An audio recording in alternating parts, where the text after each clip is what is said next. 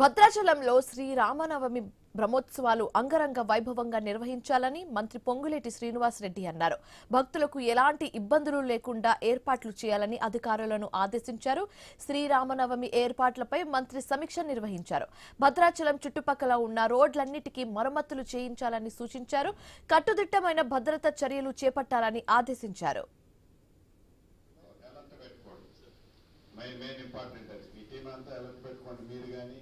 Superintendent local ఉండే team అంతా కూడా అలర్ట్గా ఉండండి.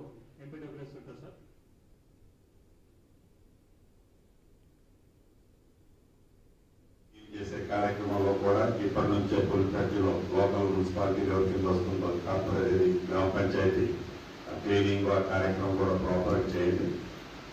నెక్స్ట్ టైం వచ్చినప్పుడు టెంపుల్ డెవలప్మెంట్ కి సంబంధించిన ప్లాన్ కూడా ఒకటి ప్రిపేర్ చేశారు.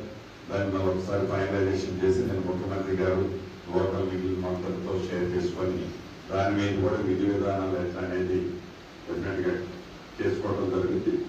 ఆర్టీసీకి సంబంధించి నేను కారెక్కిన తర్వాత వాళ్ళ ఎండీతో మాట్లాడి తప్పకుండా వెహికల్స్ పర్ఫెక్ట్గా వాట్ బెస్ట్ ప్రీవియస్ ఎక్స్పీరియన్స్ పెట్టుకొని వెహికల్స్ అన్నీ కూడా ఆర్టీసీలో ప్రజలకు సౌకర్యార్థం ప్రాపర్గా యాక్ట్ చేసే విధంగా రోడ్డు సైతం